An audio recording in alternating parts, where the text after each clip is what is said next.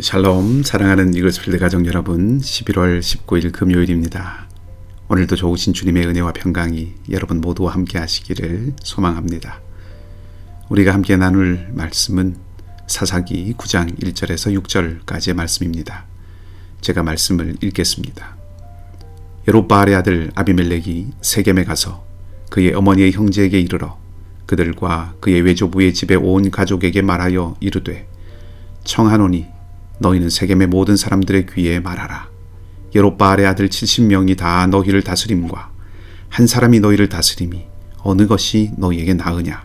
또 나는 너희와 고륙임을 기억하라 하니, 그의 어머니의 형제들이 그를 위하여 이 모든 말을 세겜의 모든 사람들의 귀에 말하매 그들의 마음이 아비멜렉에게로 기울어서 이르기를, 그는 우리의 형제라 하고 바알브릿 신전에서 은 70개를 내어 그에게 주매, 아비멜렉이 그것으로 방탕하고 경박한 사람들을 사서 자기를 따르게 하고 오브라에 있는 그의 아버지의 집으로 가서 여롯바알의 아들 곧 자기 형제 70명을 한 바위 위에서 죽였으되, 다만 여롯바알의 막내 아들 요담은 스스로 숨었으므로 남으니라.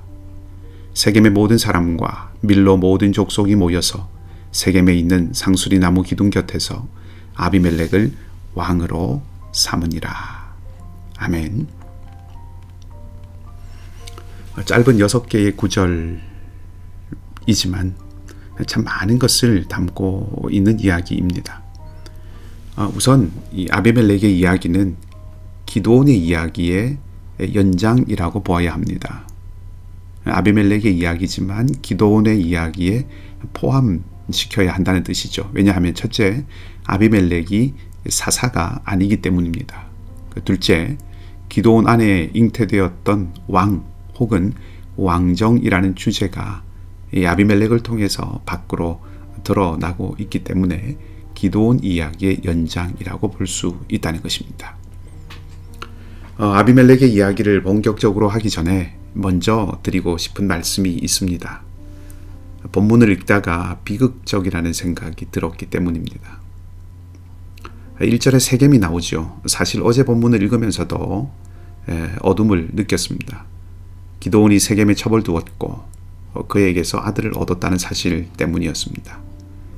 많은 아내와 첩에 대한 말씀을 드리는 것이 아니라 세겜이라는 장소에 대한 말씀을 드리는 것입니다. 구약을 열어서 읽어가다 보면 세겜이 많이 나옵니다. 세겜은 아브라함이 처음 하나님을 위한 제단을 쌓았던 곳입니다. 무엇보다 사사시대가 시작되기 직전, 여호수아가 죽기 전에 모든 이스라엘을 모아서 하나님과 언약을 확인하고 그 언약을 갱신한 곳이 세겜입니다. 이스라엘은 그곳에서 하나님만을 섬기겠다고 약속하고 신앙을 다짐했습니다. 그곳에 하나님과의 언약을 갱신하고 하나님만을 섬기겠다고 약속한 바로 그곳에서 기드온이 후시를 두었습니다. 하나님과 이스라엘의 관계를 부부관계로 그리고 있는 것이 구약에서 하나의 중요한 그림인데, 그런 면에서 기드온의 후실이 세겜에 있다는 것은 상징적인 사건이라고 느껴집니다. 그리고 오늘 아비멜렉이 세겜 사람들을 부추겨서 왕이 됩니다. 사사의 카리스마틱한 그런 지도력은 전적으로 하나님으로부터 주어진 것이죠. 하나님이 사사를 세우는 것이지 사사의 권위나 영향력이 계승되는 것이 아닙니다. 그런데 아비멜렉은 그 지위를 계승하려고 합니다. 하나님께서 이스라엘에 개입하시는, 섭리하시는 그 방식에 대항하는 것이죠. 그 일을, 바로 이런 일을 하나님만 섬기겠다고 약속한 그곳 세겜에서 행합니다. 그래서 비극적이라는 것입니다. 오늘날에도 의미 있는 장소가 많이 있습니다. 그래서 유적지로 또 사적지로 지정해 두기도 하죠. 지도자들이 어떤 메시지를 던져주기 위해서 특정한 장소를 사용하는 경우도 많이 있습니다. 그곳이 품고 있는 의미, 상징 같은 것들을 활용하는 것이지요. 장소는 아무것도 아닙니다. 그러나 동시에 장소는 아무 곳입니다. 특별한 장소에 얽매여서는 안 되지만 의미와 상징을 무시해서는 안 된다는 말씀입니다. 우리는 공간이 가진 거룩성을 훼손해서는 안 됩니다. 예배당, 집, 직장, 사업장, 그 모든 곳이 하나님과의 바른 관계가 맺어지는 거룩한 곳이 되게 해야 하고 그 거룩성을 잃지 않게 해야 합니다. 세겜이지 못하게 하는 이 아비멜렉의 행위는 단지 한 사람이 왕이 되느냐 아니냐 하는 그런 차원이 아니라 이스라엘이 지금 하나님과 어떤 관계에 있는지를 의미심장하게 보여주는 것입니다. 자, 이제 아비멜렉이 어떻게 왕이 되었는지를 한번 살펴보십시다. 아비멜렉이라는 이름의 뜻은 내 아버지는 왕이다 라는 뜻입니다. 이 이름 자체가 기드온의 내면에 무엇이 자리하고 있었는지를 엿볼 수 있게 해주지요. 기드온의 아들 아비멜렉은 왕은 아니나 왕처럼 살았던 아버지 기드온의 모습을 보면서 그 지위와 영향력, 그 자리를 계승하고 싶은 마음이 크게 자리 잡았습니다. 세겜 사람들을 부추기고 용병들을 사서 하는 행동들이 아비멜렉의 그 마음을 말해줍니다. 사실 아비멜렉은 서자였기 때문에 기드온의 지위를 상속하는 것에 있어서 매우 불리했습니다. 더구나 아들들이 70명이나 됩니다. 아버지 기드온이 살았던 그 오브라에서는 이런 불리한 조건을 극복하기 어려웠습니다. 그래서 그는 외가가 있는 세겜으로 갑니다. 그곳에서 자기가 왕이 될 수 있도록 도움을 청하지요. 그런데 이 과정을 가만히 보면 아비멜렉이 술수를 씁니다. 아비멜렉은 자기가 왕이 되어야 하는 이유를 두 가지로 이야기하는데 하나는 상황을 왜곡하는 것이고 다른 하나는 욕망을 자극하는 것입니다. 왜곡이라고 하는 것은 기드온의 70아들이 이스라엘을 다스리는 것과 자기 한 사람이 다스리는 것 중에 어느 것이 낫겠느냐라고 말한 것입니다. 기드온이 아무리 왕처럼 살았다고 해도 70명의 아들들이 모두 기드온의 지위를 이어받아서 집단으로 왕처럼 살 수는 없지요.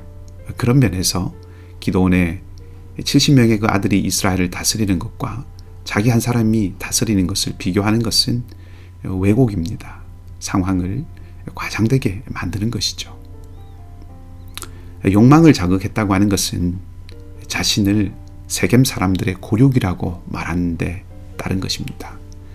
그 말이 틀렸다는 것이 아닙니다.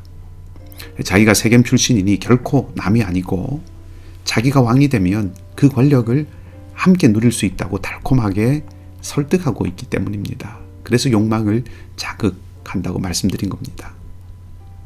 아비멜렉은 왕이 되고자 하는 마음에 하나님이 사사를 세우시고 하나님이 이스라엘을 구원하시고 다루어 가시는 그 방식을 따르지 않을 뿐 아니라 사람들을 거짓되고 과장된 말로 선동하고 있습니다. 누군가 욕망을 부추기는 말을 하고 상황을 과장하고 왜곡할 때 그것을 분별하고 나를 지키는 은혜가 있기를 바랍니다. 그것은 우리의 결심이나 혹은 우리의 결단으로 이루어질 수 있는 것이 아니죠. 하나님께서 지혜를 주시고 하나님의 영으로 분별력을 허락해 주셔야 하는 것입니다. 말씀을 통해서 하나님의 마음을 품고 하나님의 눈을 통하여서 이 세상을 볼 수 있는 그런 안목, 그런 영적인 안목을 우리가 날마다 구해야 할 것입니다. 그리고 그렇게 하나님께서 은혜 베푸시기를 날마다 구할 뿐만 아니라 그 하나님 말씀으로 하나님의 뜻을 분별하고 하나님의 뜻을 알아가는 그 훈련들을 멈추지 않아야 할 것입니다. 아비멜렉의 이 말에 세겜 사람들이 동조합니다. 지도자를 세우는 것이 하나님께서 고유하게 가지신 권한이라는 사실을 이 사람들도 고려하지 않고 동시에 하나님께서 왕을 세우시는 것에 대해서 어떻게 생각하시는지를 여쭙거나 알아보지도 않습니다. 다만 3절에서 보듯이 우리 형제다, 우리 고향 사람이다, 나와 관계 있고 내게도 이익이 올 것이다 라고 하는 그 생각으로만 판단합니다. 어떻게 해서 세겜에 사는 이 사람들이 이렇게 결정하는 사람들이 되었을까요? 4절 이하를 보면 한 가지 답을 찾아볼 수 있습니다. 아비멜렉의 말을 들은 사람들이 바알브릿 신전에서 돈을 가져와 아비멜렉에게 줍니다. 바알브릿은 바알입니다. 세겜 사람들이 바알을 섬기고 있었다는 것이죠. 이 돈으로 아비멜렉은 사람을 삽니다. 그들에 대해서 성경은 방탕하고 경박한 사람들이라고 말하고 있습니다. 도덕적으로 좋지 않다는 의미도 담겨 있겠지만 충성스럽지 않은 사람들, 즉 돈을 주면 무슨 일이든 하는 사람들이라는 의미입니다. 용병들이지요. 쉽게 생각해 볼 수 있듯이 아비멜렉이 어떤 군사적인 기반이 없었을 것이니 용병을 찾을 수밖에 없었을 것입니다. 바알브릿 신전이 후원하고 용병들을 모으는 이런 모습들을 보면 세겜 사람들과 아비멜렉이 옳고 그름, 하나님의 뜻 이런 것에 대해서 생각하고 살아가는 사람들이라기보다는 내 욕망을 충족시키는데 깊이 관심을 기울이고 살아간다는 것을 다시 확인할 수 있습니다. 그리고 가나안의 우상은 그런 삶을 부추기는 것이죠. 세겜 사람들이 바알을 섬기고 있었다고 하는 것에서 바로 이 사람들의 판단의 근거가 어디에서 오는지를 우리가 짐작해 볼 수 있는 것입니다. 바알 신전에서 받은 돈으로 용병을 산 아비멜렉이 한 일은 오브라에서 기드온의 아들들, 자신의 배다른 형제들을 모조리 죽이는 것이었습니다. 공교롭게 은 70을 받았고 아들 70명을 죽였으니 한 사람의 은 하나씩을 약속했는지도 모르겠습니다. 아무튼 이제 아비멜렉은 정적들을 다 제거하고 세겜 사람들은 상수리 나무에서 아비멜렉을 왕으로 추대합니다. 상수리 나무 또한 바알 신앙과 연관된 장소라고 많은 학자들이 지적합니다.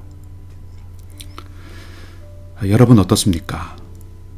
기드온의 은밀한 야망이 아비멜렉을 통해서 실현되는 모습이 과연 합당한 모습이라고 할 수 있겠습니까?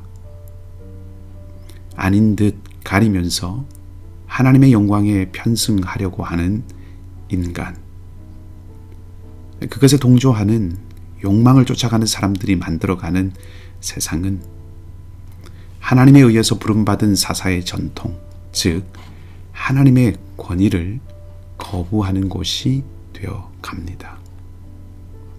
그리고 이런 세상을 일구어가는 아비멜렉과 세겜 사람들은 이스라엘 사람이라고 하는 타이틀은 가지고 있지만 어느새 욕망을 쫓아 살아가는 가나안 사람들과 똑같은 존재가 되고 있습니다.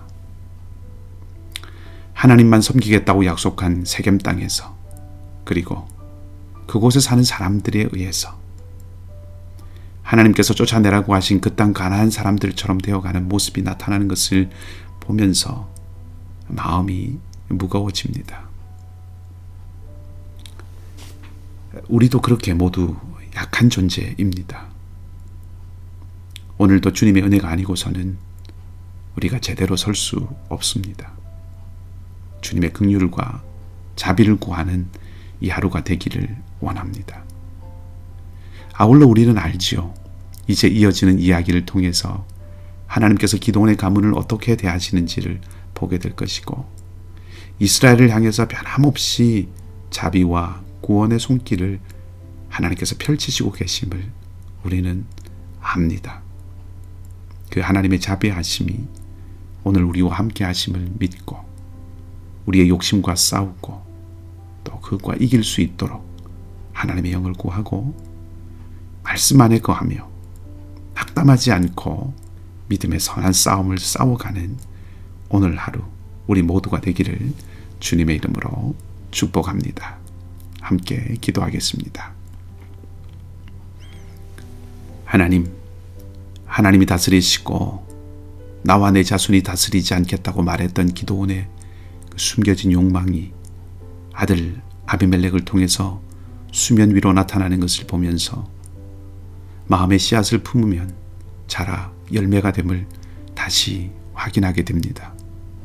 우리 각 사람의 마음에 은혜를 주셔서 욕심의 씨앗이 아니라 복음과 진리의 씨앗이 품어지게 하시고 성령 안에서 자라가 하나님 나라 열매가 맺어지는 삶이 되게 복내려 주시옵소서.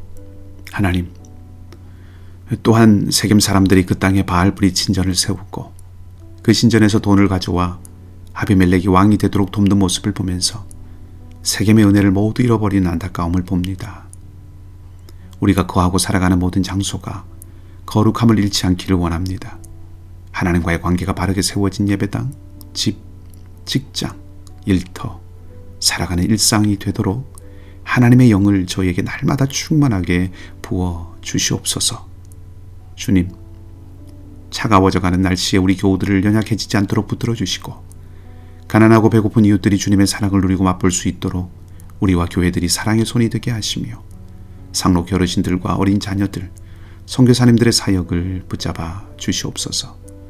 윤정섭 권사님, 정성덕 권사님, 윤혜정 집사님의 부모님, 이면식 집사님, 정영선 집사님, 알렉스 강 형제님, 특별히 주님께서 힘주시고 모든 치료와 회복의 과정 가운데서 일하여 주시옵소서.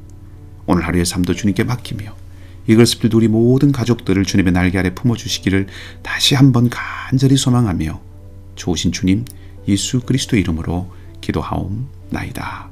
아멘. 말씀을 기억하시고 자유롭게 기도하시고요. 오늘도 믿음으로 승리하는 복된 하루가 되시기를 바랍니다.